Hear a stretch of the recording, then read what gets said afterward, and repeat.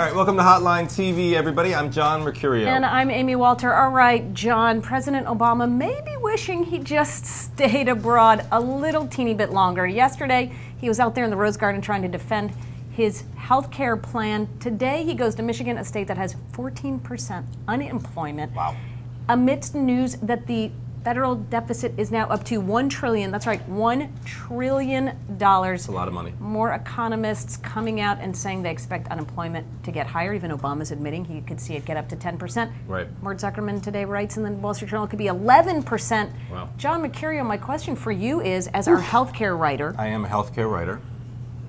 can Obama really expect to get health care accomplished when you have a $1 trillion deficit and the economy is only getting worse? It's looking tough. It's looking really tough. And you know, maybe the silver lining on the cloud right now is that if they are actually able to get this done, if he is able to somehow push the House and the Senate, with Republicans or without, past the finish line for a bill that he can sign, it at this point will look like a miraculous feat, because you're right. At this point, I think the really bad report coming out today was the $1 trillion plus budget deficit. First time ever the deficit's been over $1 trillion, and cost has always been the problem on this health care bill. He met with a group of he had two meetings yesterday, congressional Democratic leaders on the House and the Senate, the Finance Committee, the leadership in both houses.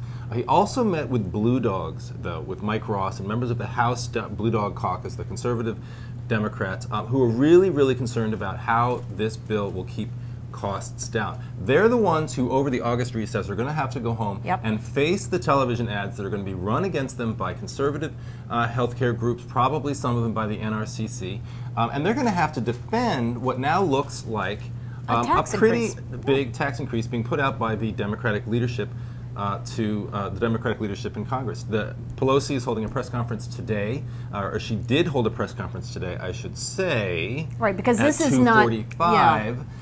For those of you watching, it's not live. To announce the bill, and the bill's going to look a lot like the House Ways and Means bill. If it does, those Blue Dogs have to go home, and they're going to be hit hard. And that August recess could be pivotal for the 2010 because midterms. we expect that there's not going to be one single Republican vote for the House bill. There isn't anything right now. There certainly aren't any right now. Okay, so you got no Republicans. Senate, now that they've lost Arlen Specter,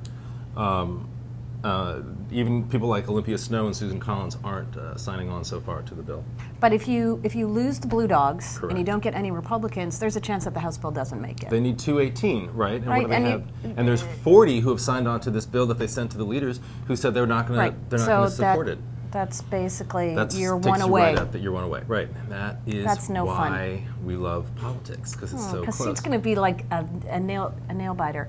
The other question, John, is now what he seems to be doing is saying, okay, well, we may have misunderestimated. Misunderestimated. He didn't actually say this. I'm joking about Biden. See, it's a joke. It was a good joke. About Biden's statements about the economy and then Obama trying to restate those statements. But the bottom line is, now they're trying to backtrack on, well, we didn't really know that the stimulus was going to necessarily create all these jobs. At the very least, it stopped it from getting worse. Now they're trying to sell health care and the cap and trade bill as a jobs bill, right? But we're not going to see the results of that for a long time. So is that going to? Is that really going to sell? Right. By the midterms, but you know, I mean, look, there's also an argument Bob Schrum was making on Meet the Press this weekend that this is exactly the kind of pressure that Obama knew he was getting into, that his party knew he was going to face when he was elected. He was elected with this massive problem in the economy, and he was elected to deal with it. He was elected with an enormous amount of political capital. He said he's going to spend it. He told congressional leaders yesterday that he will. And this is exactly the kind of thunderstorm that he needs to be able to weather, and that his party needs to be able to weather in order to sort of survive. And I will add one more thing. I don't know how much more political capital he has. His overall approval rating's still looking okay in the latest CBS poll that came out today. But look at his, on the issue of handling the economy, it has dropped dramatically. I think we're going to see that across the board in polls. So maybe even the hotline poll coming out tomorrow. Maybe even the hotline poll, which we'll see tomorrow, and on healthcare. So I just don't know how much political capital he's got to put out there. It's getting kind of hectic. Oh, what is that? It's getting. Okay, that will be. Wow, that was great. Good. Thank you. That. Let's do more of that. Somebody. Is that from Salt and Pepper? No. Well, I don't know. We'll have to look that one up and we'll get back to you guys. But that, unfortunately, is all the time we have to talk about healthcare on Hotline TV today. And so, unfortunately, we'll have to say goodbye. We'll see you next time on Hotline TV. Okay, that was a long way of saying goodbye.